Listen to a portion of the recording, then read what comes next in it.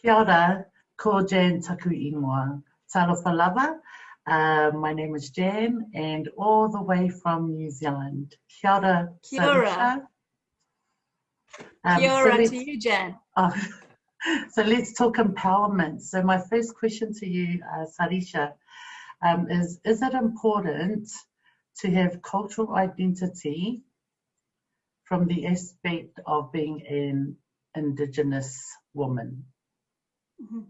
Really powerful question, and certainly one strong enough to be a New Zealand question with the grand history that New Zealand presents itself in terms of culture.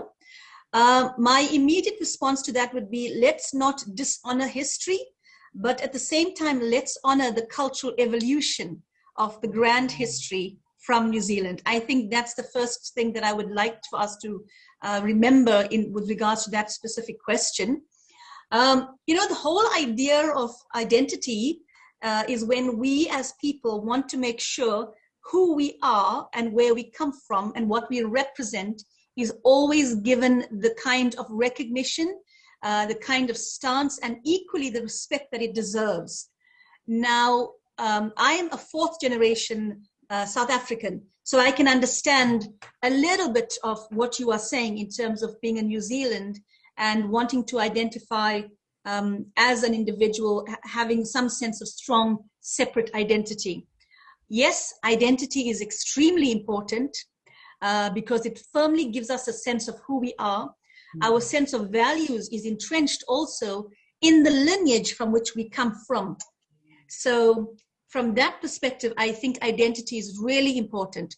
It also creates a strong sense of self-respect. It also creates a strong sense of the values that one wants to live their lives with. So for me, as a South African woman, being fourth generation, I carry with me those kind of values from the very first generation, and equally so from those before that, into me being in 2021, a South African woman. So let's take all of those that still works. Let's take all of those things that are practical and that hold dear to our hearts, that will enable us to live well in this current day. Because there is a grand cultural evolution taking place worldwide. All our roles have been redefined and regrouped. Every single one of us is constantly trying to figure out what is the role that we are in right now. We're reframing who we are, what's important, how do we actually respond to the world or not. So absolutely, history is important. Let's not dishonor that. Certainly, there's a cultural evolution taking place. Cultural evolution brings with it strong emphasis of those values that we should hold dear to our hearts. And I think New Zealanders have a wonderfully strong, firm background that is so relevant even today in the 21st century. So we should treasure it, practice it, and be proud of who it is, but apply it in a practical way that embraces all of who we are in 2021. It should not divide us, but it should actually make us more whole and more present wherever we are as part of a bigger community, a community that's growing and evolving. Nice. I love that. I think so. It kind of like this probably ties into what we're talking about. So it's the acceptance. It's the acceptance of our history. It's the acceptance of diverse cultures. And so how do we, as women, when it is not being accepted in our workplaces or in our surroundings, what type of strategies or what could we do when something like that happens? Because it can be quite damaging. Definitely. Again, really brilliant question and so specific. I love it. When I think New Zealand, and I'm really biased when it comes to female leadership, and when I think New Zealand, immediately my mind goes to one of the most powerful female leaders that I know, Jacinta Ardern. I mean, the fact that in 1893, New Zealand females were led to vote that's like already indicating that there's such a strong vision and understanding of female empowerment way back then, given the voice to females equally as males. Okay, that's my first point when I think of exactly what I think in terms of female leadership and what is our role and how we should take it in terms of equality in the workplace or equality in the world. So we have it already from the leader herself. And if you look at the administration of government administration of New Zealand, not that I know very much, but what I do understand, the policies that speak of the Agenda 2030, the Agenda 2030 policy speaks very clearly about workplace equality, because obviously it's been identified and an area that needs to be addressed. The second important thing it speaks of is creating opportunities where there is no domestic violence. Again, something that needs to be addressed is being addressed from the leadership capacity, from leadership. So immediately you get a strong sense of confidence that yes, we have the support from the top. What it now requires is that you and I, as women in the grassroots, to be able to empower ourselves enough to do what's needed to be able to make sure that we are equally empowering and allowing our sense of self-worth to develop in every single thing that we are engaging in. And coming back to your question, how do we do it? I will go back to the one thing that I totally love about what your Prime Minister Jacinda Ardern says. You are good enough. Her very first statement about focusing on female empowerment, and she says, be yourself, you are good enough. That's where we need to start. Very often we are very quick to judge individuals. I'm saying, let's take what's working.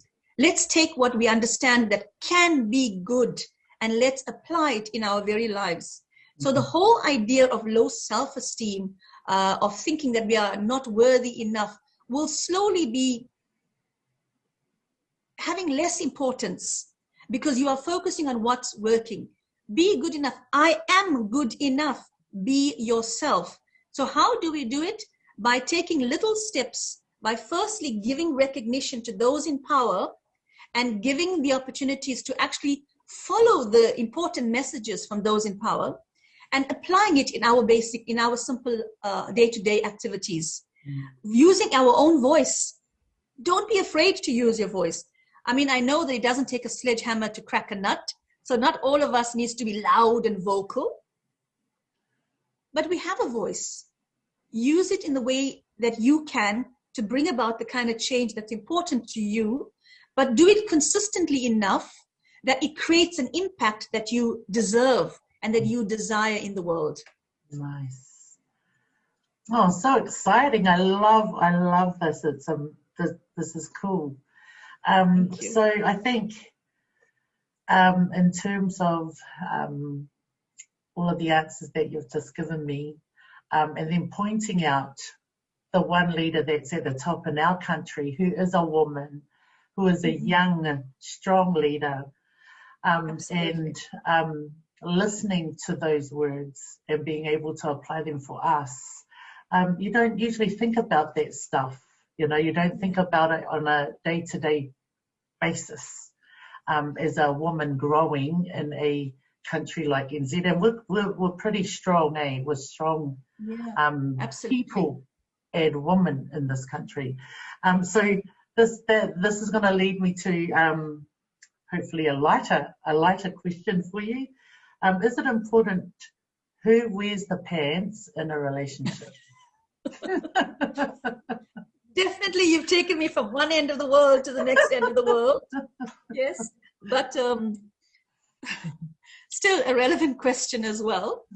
The challenge for me right now, or not a challenge, the thing that I'm really excited about right now is that roles are being redefined. Relationships are being redefined. Who's to say that it's a male and a female, one wears the pants and one doesn't? Who's to say that anymore? The one most amazing thing about, the 21st century is that everything is brought out into the open.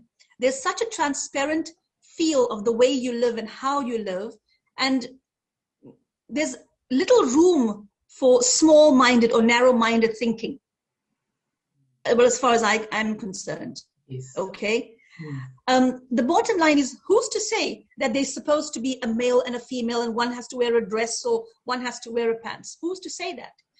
My understanding of who's to wear the pants is, what do you bring to the table? What do you bring to the relationship? What is your values? What are the values that your relationship is based on? And how are the two persons in that committed relationship expressing themselves in order to understand that they are in a relationship with a vision of a direction that they want to go to in that relationship? That would be, for me, a kind of answer to who wears the pants. Means, are we working with a vision in this relationship? Do we understand what each of us bring to the relationship? Yeah. And are we respectful enough to accept each other for what we bring into that partnership? Exactly. That is more important for me. Yeah. Yeah. I hope I did not avoid that question. No, and because what's going on in my mind at the moment is, even with the first question, it's all connected, isn't it? Understanding Absolutely. who we are as women, and then understanding our position and our acceptance of who we have in our lives. Yeah. And having is it that we have an equal, because it's about being equal. But then when we look at partners and relationships, with a discussion that I had with a very good friend of mine, how bold is bold when sometimes we feel like our men or our partners cannot handle a woman that is independent.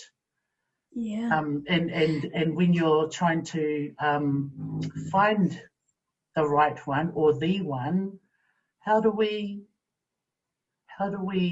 like deal with that kind of stuff like that in a relationship? May I just first say, why do we need to consider ourselves to be equal?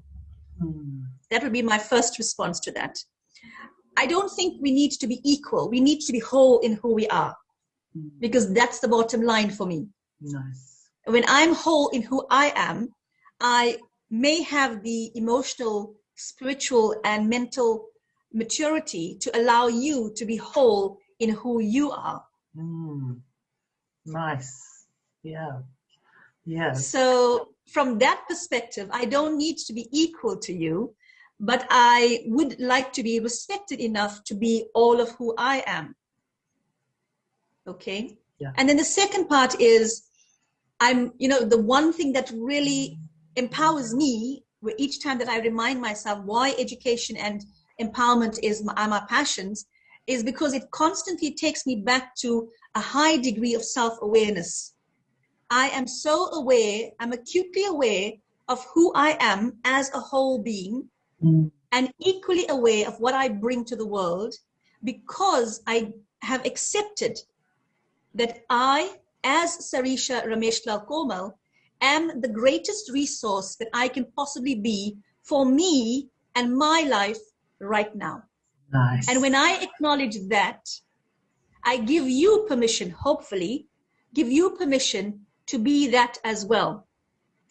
So this on its own, for me, is so empowering, and so it creates a strong sense of unity in any kind of relationship, community, work environment, or whatever environment, because I've already affirmed the comfort zone, the comfort level of who I am. So I don't need to be disrespectful to you, because there's no reason to. Yeah. Oh, wow. Well, that concludes my questions for you. And I've certainly learned a lot in this small span of time. So thank you so much, Sarisha. Thank you. Thank you so much, Jan, and best wishes to all the beautiful women and all the beautiful people of New Zealand. Thank you for honoring me through this interview. I really appreciate that. Thank you very much. Thank you.